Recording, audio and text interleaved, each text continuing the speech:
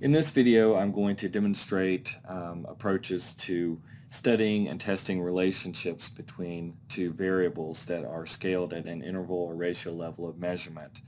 What we have right here is an SPSS data file with a number of variables, many of them coming from the following websites, some of them coming from the Bureau of Labor Statistics, Centers for Disease Control, this governing magazine that addresses education spending per student by state, National Center for Education Statistics, and the FBI Uniform Crime Reporting website.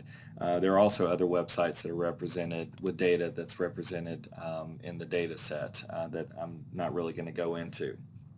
So in terms of talking about the relationship between two variables, we can study the relationship graphically as well as using measures of correlation and covariance. So what I want to do first is talk about graphical approaches using scatter plots. So basically, if we have two variables that fall at an interval or ratio level of measurement, one way of studying the relationship between those two variables is the use of a scatter plot.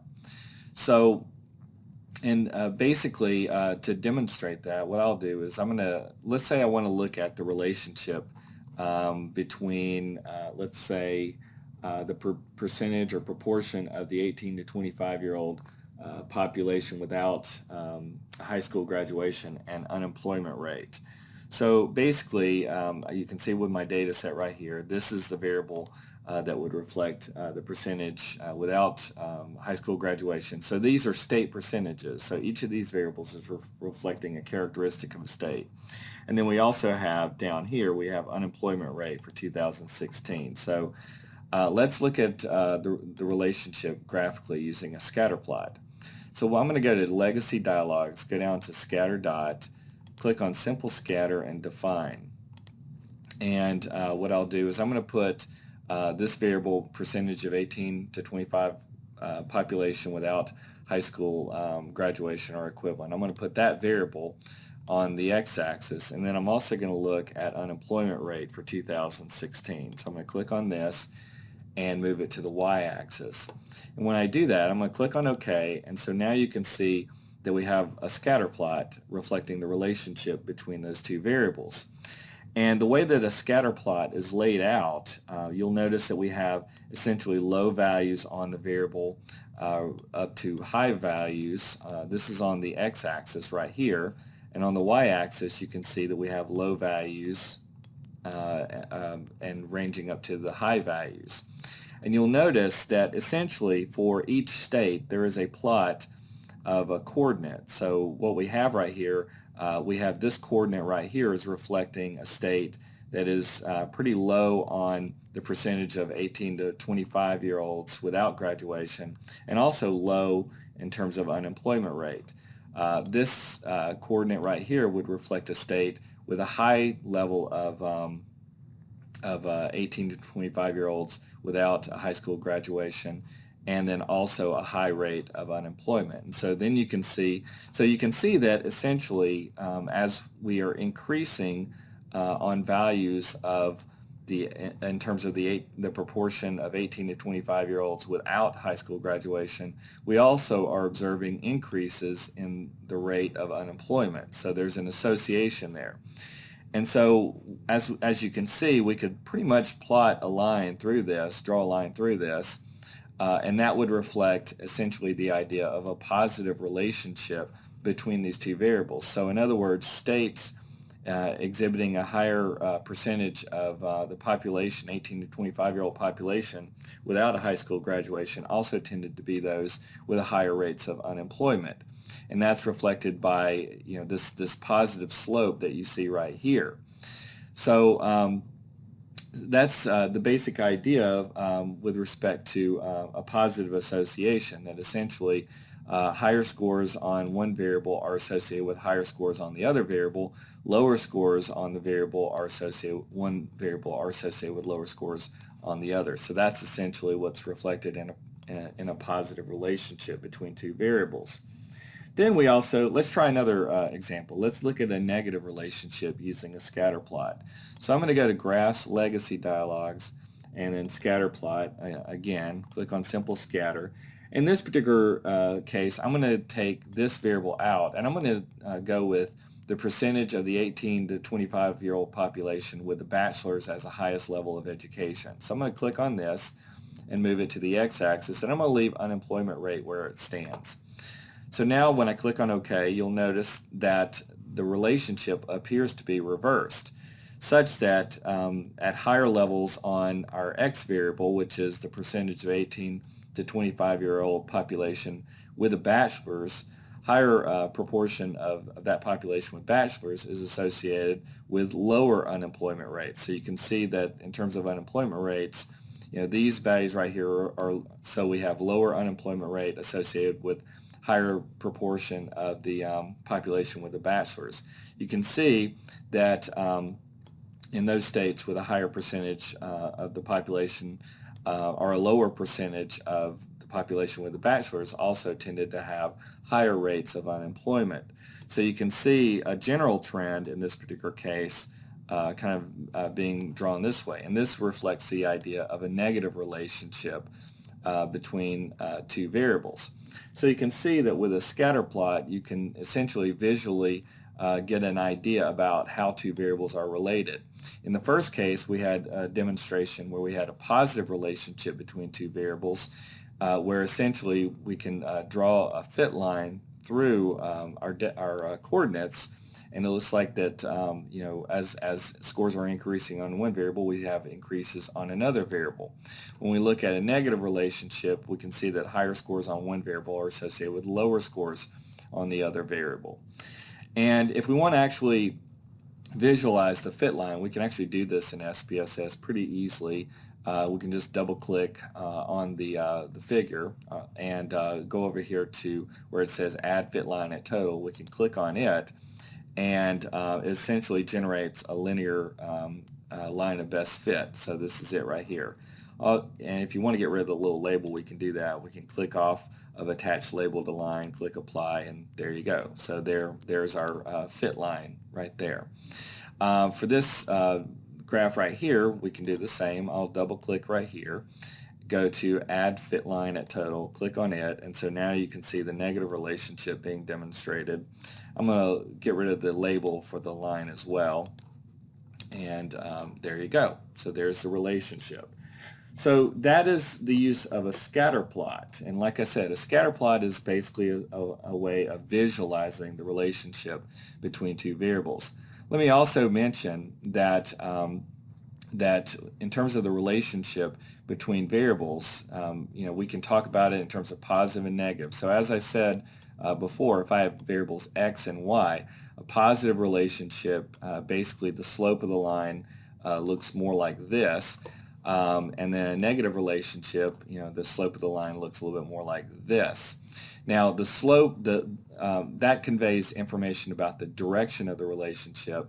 In terms of the magnitude of the relationship, we can also talk about it as well, kind of looking at scatter plots.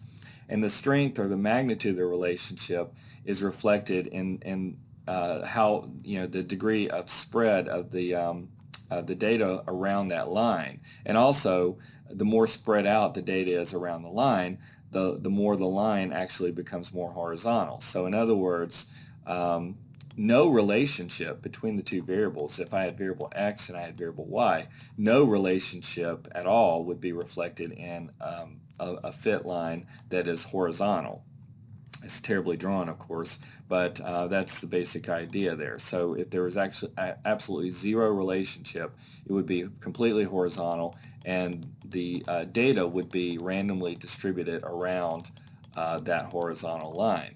So essentially, as the relationship increases, like let's say we introduce a small positive relationship, then in that particular case, if we have variable x and we have variable y right here, and we add just a small positive relationship, it might look a little bit more like this, and we still have a fair amount of spread of the data around that line, but at the same time we have a little bit of a slope, and the spread of the data around that line would be less than if there was no relationship.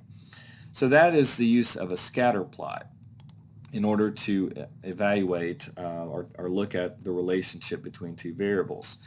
Now, scatter plots are a great way of screening the data and getting an idea about what's going on in terms of how variables are related kind of visually, but it's not very succinct in terms of communicating information about how the variables are related in terms of the direction and strength of the relationship.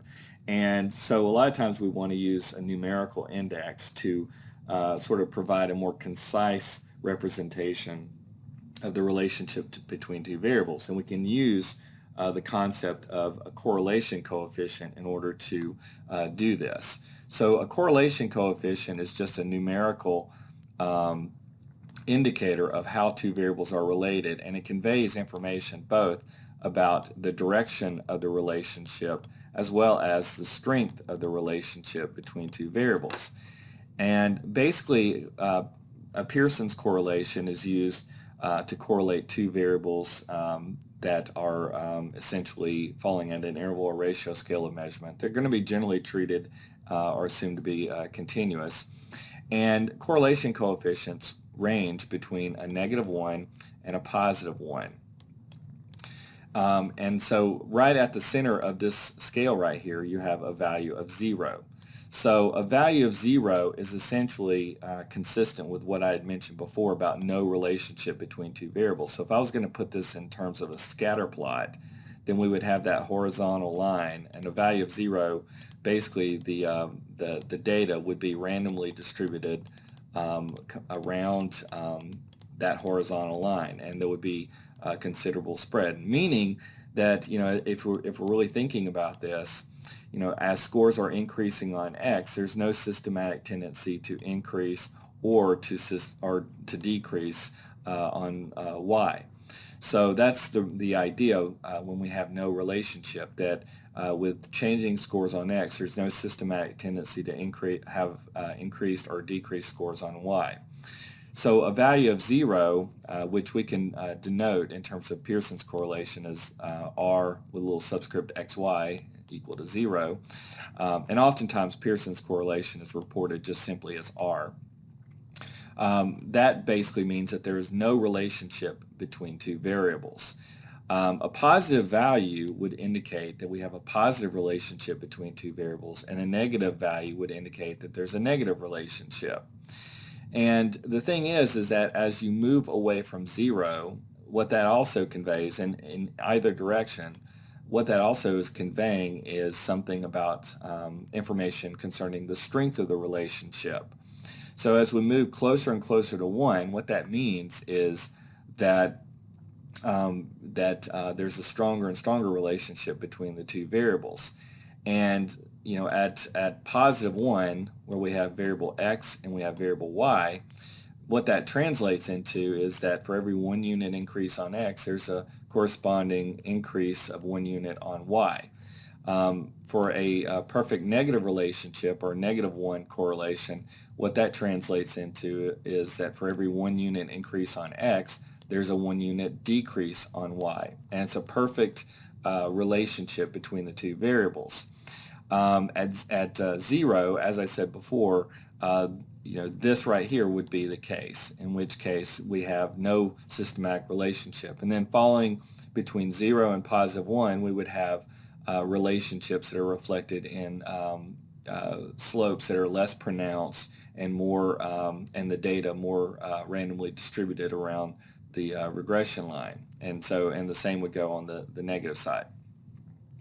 So as I said before, the correlation coefficient actually conveys information about both the direction and the strength of the relationship between two variables. And as I said, as we move away from 0 in either direction, that is conveying information about the strength of the relationship. So let's say, for instance, that we use, let's say that we decide that we want to look at compare a couple of correlations. Let's say that one correlation, let's say the correlation between two variables happens to be 0.3, and let's say another correlation happens to be 0.6. So in both of these cases, we would have a correlation coefficient indicating a positive relationship between two variables, but obviously the stronger of the two relationships is the correlation of 0.6. Now let's try another one. Let's say that we have a correlation of, let's say, 0.30 right here. We're going to compare 0.30 against a correlation that is negative 0.42. So in this particular case, the first correlation right here is still positive, but in this case it's negative. So there's a negative relationship between two variables, and the stronger of the two correlations is actually going to be the negative 0.42, because when we talk about the strength of the relationship, we're talking about how strongly two variables are related to each other. So a negative 0.42 is reflecting a stronger relationship than a positive 0.30, even though the direction of those two relationships are different from one another. So that's essentially the idea behind correlation. And so we can generate correlations in SPSS pretty simply by going to Analyze. We'll go to Correlate Bivariate. And let's just say that we want to go back to looking at percentage of the 18 to 25-year-old population without a high school graduation or equivalent, and look at the unemployment rate. So I'm going to go down here to unemployment rate from 2016. And there you go. So we put both of our variables into the variables box. You'll see it says correlation coefficients. We're sticking with Pearson's here. And then down below you'll see that there are tests of significance. And you have essentially one-tailed and two-tailed tests. And what this is utilized for is testing the relationship between the two variables. And if your aim is ultimately to make an inference about the population correlation between two variables, and you're working with sample data, then oftentimes we rely on tests or significance tests in order to make an inference about the population or the relationship within the population. Now in our current data set, we actually have data from 50 states, and the unit of analysis are states. So we actually have population level data at hand. But nevertheless, if let's say for instance that we had 30 states and out of the 50 states, and we wanted to study the relationship and draw an inference back to the 50 states, then in that particular case we would be focusing our attention also on significance tests. So and most of the time when you're running correlation and you're going to be working with sample data, and you're going to be wanting to draw inferences about how two variables are related within a population. So I'm going to go ahead and interpret the tests of significance with the caveat that technically we are working with population data, and that under most circumstances the most appropriate use is when we're dealing with sample data. So just kind of keep that in mind. Now you'll notice that we have tests of significance two-tailed and one-tailed. So the basic hypothesis, if we're talking about the correlation between two variables, we have what's called a null hypothesis. And the null hypothesis concerning the relationship between two variables is, first of all, I'm going to denote this using the Greek letter rho. So I'm going to say the null hypothesis is that rho xy is equal to 0, meaning that we start off with the position that there is no relationship between two variables within a population.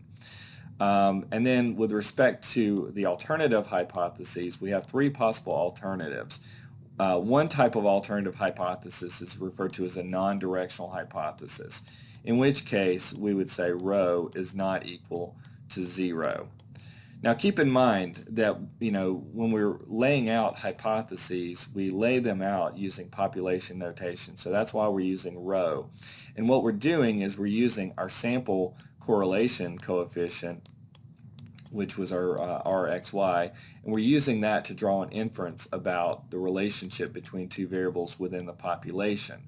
So even though we are laying this out in using Greek notation and talking about population parameters, the basic idea is that we're using our sample statistic our sample correlation in this particular case, and trying to draw an inference back to the population correlation. So that's where the role of significance testing comes into play. So we start from the idea that there's a null hypothesis, meaning that we start from the idea that there's no relationship between two variables within the population, and then we can state an alternative, meaning that where we might state that where there is a relationship between the two variables, and so we would say the correlation is not equal to 0. And this particular hypothesis is referred to as a non-directional hypothesis. And so basically with a non-directional hypothesis, when it comes to significance testing, we use the two-tailed test. So essentially we're saying that there's no relationship between the null is that there's no relationship between two variables. The alternative, if we're going to specify a non-directional hypothesis, then we would state that rho is not equal to 0, and in that case we use a two-tailed test. And so this is actually a t-test. Now, if we were going to, a lot of times we might have a little bit more idea about how two variables might be related, and we may be more interested not just in testing whether the correlation is significantly different from 0, but we might also be interested in talking about the direction of the relationship. So we could theoretically, instead of using a non-directional hypothesis, we might state a directional hypothesis. And I'm just going to say DH right here for directional hypothesis. So the directional hypothesis, we could state it in the following forms. One form might be to say that I hypothesize that the relationship between two variables in the population is greater than 0, meaning that I'm hypothesizing a positive relationship between the two variables. Or I could state that I hypothesize that the relationship between the two variables is less than 0. And if either of these is utilized, in that case, again, these are directional hypotheses, and whichever way you go, that is going to indicate that you need to use, instead of a two-tailed test, we would be using a one-tailed test. So the issue of tailedness really comes into play when we're talking about the sampling distribution for the correlation coefficient. So if you can imagine a distribution reflecting the correlations that could be obtained through repeated random sampling, the basic idea is at the center of this distribution we have the null hypothesis, so the null being rho is equal to 0, and the basic idea is what we're doing is we're trying to determine if what we obtain in our sample data departs far enough from the null hypothesis for us to infer that the population correlation is not equal to 0. And if we were specifying a directional hypothesis, it would be, addressing the question of whether our sample correlation departs far enough from the null in a given direction to be able to reject the null hypothesis. So that's the basic idea behind that. So I'm going to start off with looking at, again, the correlation between percentage of 18 to 25-year-olds within a state population without high school graduation and unemployment rate. So we could, again, we could, we still have state level data, but we're just going to pretend that we have sample data. So, then we'll interpret the significance tests as well. So in this particular case, our null hypothesis will always be that the population correlation between these two variables is equal to 0. And let's say, for instance, that I don't have an idea about how these variables might be related in the population. So my research hypothesis, let's just state a non-directional hypothesis, and we'll state that rho is not equal to 0. And so this is a non-directional hypothesis, and with a non-directional hypothesis we're going to select two-tailed for our significance level. So I'm going to click on OK, and so now you can see we have our relationship between the two variables. The R, Pearson's R, is equal to 0.610. So you can see this is essentially what's called a correlation matrix, and within a correlation matrix you have the correlation between, in this case we have two variables, so you can see that the correlation is 0.610. You'll also see that along this diagonal, this is called the primary diagonal, and the correlations here will always be 1, and so we pretty much ignore that. And you'll see that the correlation between the two variables is reproduced above and below. So this is the same information that we have down here. So I'm going to mainly focus on just reporting on the correlation right here.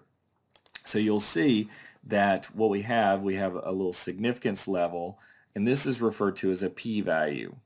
And the p-value is used to determine whether there is statistical significance. So the basic idea, remember that the null hypothesis is that our population correlation is equal to 0. And if we determine that our sample correlation of 0.610 departs far enough from the null hypothesis, then we would end up rejecting the null and inferring that the population correlation is not equal to 0. So again, our non-directional hypothesis was that our population correlation is not equal to 0. And so in this case we have a correlation that's equal to 0.610. So kind of going back, and I'll draw our little sampling distribution where we start at the null hypothesis.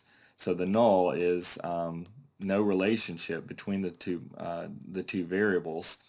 And in this particular case we're actually testing in the upper and lower tail the sampling distribution, and the areas out in the tails that I sort of identified, these are called the region of rejection, or regions of rejection. So in other words, if my sample data puts me in this region here or this region right here, then I end up rejecting the null and inferring that the correlation between the two variables is not equal to 0. And in this particular case right here, the correlation that I observed in my sample data was 0.610. And you can see the little asterisk right here. It actually says that the correlation is significant at the 0.01 level. So, and you'll notice the sig, this is what is called a p-value. And what we're doing with the p-value is comparing that against sort of a threshold that we adopt for rejecting the null hypothesis. So, you know, these areas, the regions of rejection, are not just sort of identified willy-nilly. We sort of have to make a decision about some threshold of departure from the null for us to be able to reject it. So essentially that threshold is referred to as alpha. So I'm drawing out a little alpha right here. It's not very well drawn, but it's an alpha value. And basically this is my threshold for rejecting the null hypothesis. So the basic rule of thumb, without getting too deep into the woods, is just to say that if the p-value that you observe in your sample associated with your coefficient, if it's less than or equal to the alpha level that you set, then you reject the null and you infer that, in this particular case, you would infer that the population correlation is not equal to 0. And alpha, there are, you know, the conventional alpha that you'll see most of the time when you're reading published research, it's set at 0.05. So in this particular case, you can see that the p-value that is printed out right here, it looks like a 0.000. It's actually, there is no 0 p-value. It's just, this is a function of the rounding of the program. And so the p-value would be, oftentimes it's reported as p less than 0.001, meaning that essentially the value is less than, the p-value associated with the sample estimate is less than this value right here. And so when you compare that against the alpha at 0.05, we end up rejecting the null hypothesis and inferring that the population correlation is not equal to 0.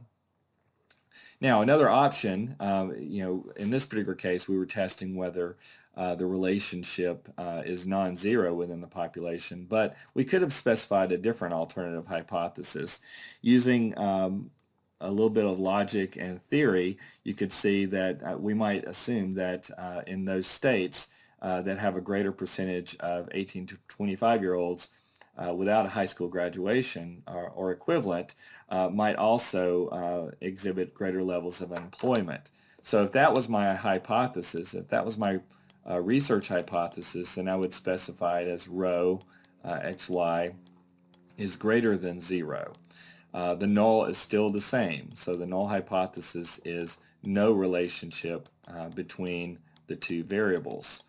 And so in this particular case, what I would be doing is when I establish my region of rejection within my sampling distribution, here's my null hypothesis again, right at the center, I would be testing the upper tail of the sampling distribution. And so in this particular case, my sample correlation, which is equal to 0.610, again would put me out here, and then I would reject the null hypothesis. Basically, in order to get the p-value for a one-tailed test, all we have to do instead of running it the way we did before is go to bivariate, run the analysis, and just click on one-tailed. And so when we do that, we still get a p-value that's equal to it would be reported as p less than 0.001. The other thing I do want to mention is that when I lay out my hypothesis test, if I specify a directional hypothesis, let's say my hypothesis was that the correlation, my research or alternative hypothesis would be that the correlation is greater than 0. And let's say that my sample estimate actually puts me anywhere in this region right here. This is the region of non-rejection. So if that's the case, then I would not be able to reject my null hypothesis if I'm testing a directional hypothesis. So if this value had been negative, and I had laid out this hypothesis, then I would have to maintain the null hypothesis. But obviously it's not negative; it's actually positive, and so that allows me to reject the null hypothesis.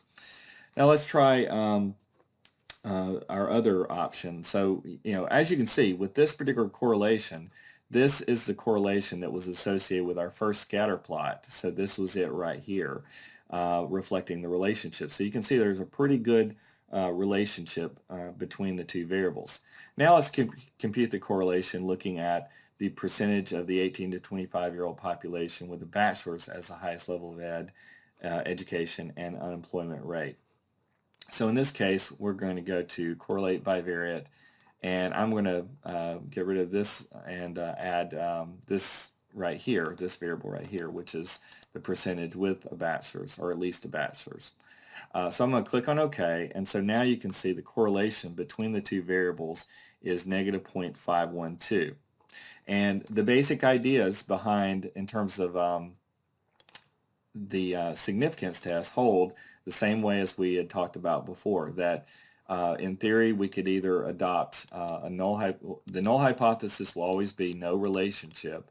So again, the null hypothesis is that rho xy is equal to 0, and the alternative hypothesis, if we're specifying a non-directional hypothesis, we would still say rho xy is not equal to 0. In this particular case, this is a non-directional hypothesis, so I'm just going to write in NDH for non-directional hypothesis, and that actually leads us then to using a two-tailed test, or two-tailed t-test. So that would be the test of a non-directional hypothesis. Or we could have stated again that a directional hypothesis, so theoretically we could have said, rho xy is greater than 0, which really doesn't make a whole lot of sense in this particular context right here. We would kind of expect from a theoretical standpoint that states with a higher percentage of higher educated population between 18 and 25 might be related to lower levels of unemployment as opposed to higher levels. So this hypothesis really doesn't make sense, but this is a directional hypothesis, and it would imply a one-tailed test, but I'm not really going to go with this one. The more logical alternative hypothesis would be that rho xy is less than 0. And so this is, again, this is a directional hypothesis, and it would make sense in this case to use a one-tailed test. So when you're doing a directional hypothesis, keep in mind that you're using a one-tailed test. If you're testing an alternative hypothesis, you would be using a two-tailed test. So going back and looking at our basic analysis where we're running it through SPSS. Again, if we were testing a non-directional hypothesis concerning the relationship between these two variables, we would click on two-tailed, and then we would use the p-value that's printed out for a two-tailed test to test our non-directional alternative hypothesis. If we were testing a directional hypothesis, which arguably we would expect a negative relationship in this particular case, in which case we would be using a one-tailed test. And again, the basic idea is that if the relationship, if the p-value is less than or equal to the alpha level that you set, which again is conventionally 0.05, then you would reject the null hypothesis. And that's assuming, if you're doing a directional hypothesis, that the correlation is in the hypothesized direction. So let's try a couple of other examples. So let's try one where we look at the percentage of the 18 to 25-year-olds without a higher, without graduate or without graduating high school, and we're going to move unemployment rate out, and let's scroll through here. I'm going to find teen birth rate. So I'm going to click on this and move it over. So we might hypothesize that there would be a positive relationship between those two variables, in which case we would be using a one-tailed t-test, and let's say that we set our alpha level at 0.05. So I'm going to click on OK, and so there's the relationship between those two variables. You can see there's, again, a strong positive correlation between those two variables. Keeping in mind our scale ranging between -1 and +1, where a +1 would reflect a perfect positive relationship, a -1 a perfect negative relationship, 0 reflecting no relationship. So we're falling further out here on this particular scale, and so so that's kind of where this correlation would fall. In terms of kind of judging the magnitude, at least within the social sciences, a guy by the name of Jacob Cohen actually provided some rules of thumb for judging the magnitude of a relationship if you haven't really observed many studies where there's sort of a track record in mind, and you want to kind of gauge how strong a relationship is. So again, within the social and behavioral sciences, he proposed the following conventions for judging the magnitude of a correlation. So he suggested the absolute value of your correlation coefficient, if it is around 0.10, then that would be considered a small relationship. Around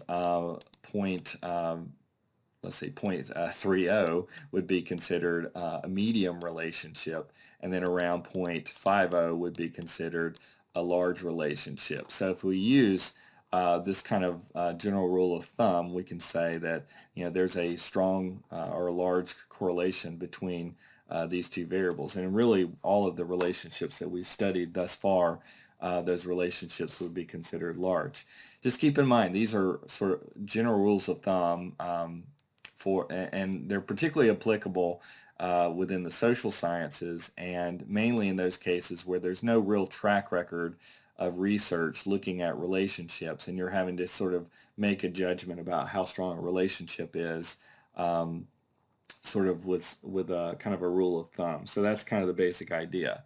So let's try looking at another example. Let's look at unemployment rate and property crimes. So in this particular case, I'm going to run a correlation analysis, and we'll just go with, we'll reset this, and I am going to go with unemployment rate for 2016, and kind of scroll up here, and we have property crimes from 2016, and we'll click on OK. We'll just leave the test as two-tailed. And so now you can see that we have a little bit weaker relationship. It's 0.369. So using Cohen's rules of thumb, we have still basically a fairly moderate correlation between the two variables. And then the p-value now, you can see it's 0.008. So if I'm assuming an alpha level that's equal to 0.05, and we can see that the p-value that is printed right here, which is 0.008, so 0.008, we can see that this value right here is less than the alpha level. So we would reject the null hypothesis. In this particular case, I just utilized a non-directional hypothesis, assuming which would require a two-tailed test. So we would essentially reject the null hypothesis and infer that the population correlation is not equal to 0. If we want to look at the relationship using a scatter plot, we can do that. We'll go back to graphs, scatter dot, simple scatter, define.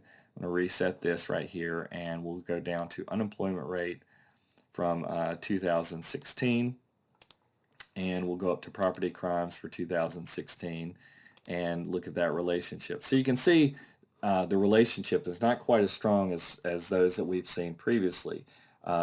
If I want to kind of look at the trend a little bit more closely, I can double click and then go to add fit line at total, and there it is. So you can see that in this particular case, we still have a positive relationship between the two variables, but you have a lot more dispersion of the data around that fit line. Now let's try another example. Let's look at total pupil per pupil spending on education within a state and the proportion of 18 to 25-year-olds without high school graduation. So in this particular case, I'm going to go to Analyze, Correlate, Bivariate, and I'm just going to reset this, and let's see if I can find it here. It's a little tricky because I have all of these. Let's see, find it here. Unemployment rate, and let's see. Okay, found it. All right, so we have total pupil per pupil spending and percentage of 18 to 25-year-olds within a state without high school graduation or equivalent. So I'm going to click on OK.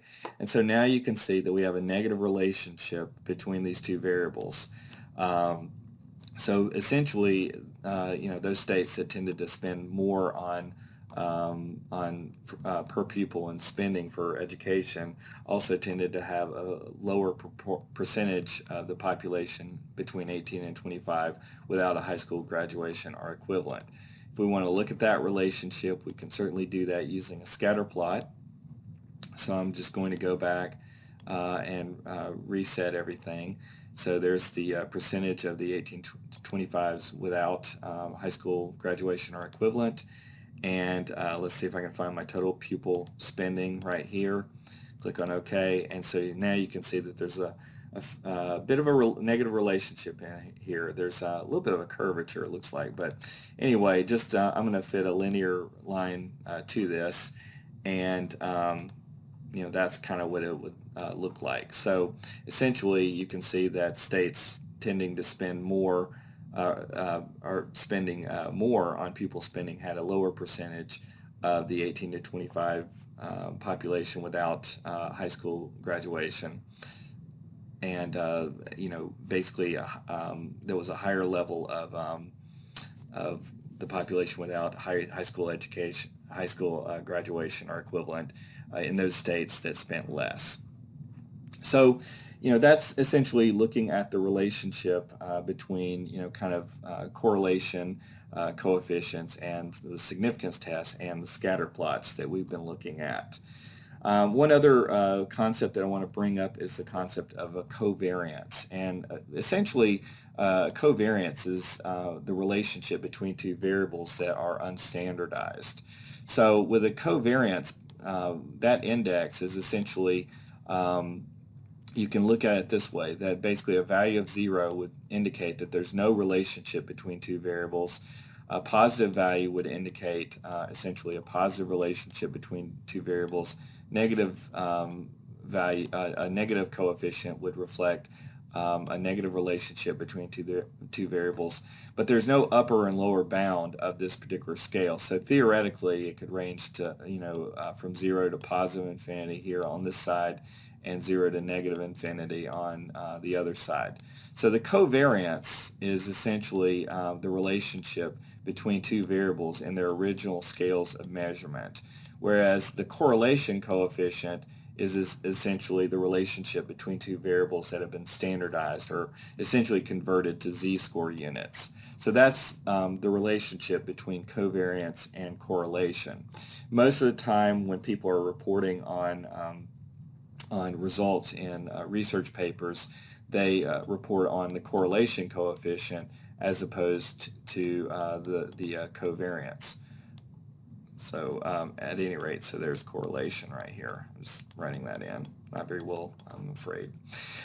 Okay, so that pretty well covers the concepts that I wanted to address in this particular video of scatterplots, correlation, and covariance. So I've introduced you guys to sort of how to interpret scatterplots, how to interpret correlation, and a bit on how to interpret covariance. So just keep in mind that the aim of each of these three approaches is essentially to study a relationship between two variables. So that's the whole purpose. As I said before, the correlation coefficient is most often utilized in research reports to indicate or describe the relationship between two variables, and those are typically tested for statistical significance. Scatterplots are really handy for sort of getting a visual representation of how two variables are related to each other. They're also really handy as a graphical approach for identifying potential outliers and so forth. And then the covariance tends to be utilized fairly infrequently when it comes to research reports. The other thing I wanted to just kind of briefly mention again is that all of these examples we were essentially using population level data. So when you're using population data, you can still compute the correlation coefficient and discuss or talk about the direction and strength of a relationship, but technically you would not be using significance tests as I've utilized right here. The significance tests are utilized to draw inferences about population parameters based off of sample data. And so if I have population data, then there's not really much of a need to try to draw an inference as I already have all the population data. But nevertheless, I wanted to kind of demonstrate these concepts by utilizing some really pretty interesting information coming from some of these public websites. So that concludes this video.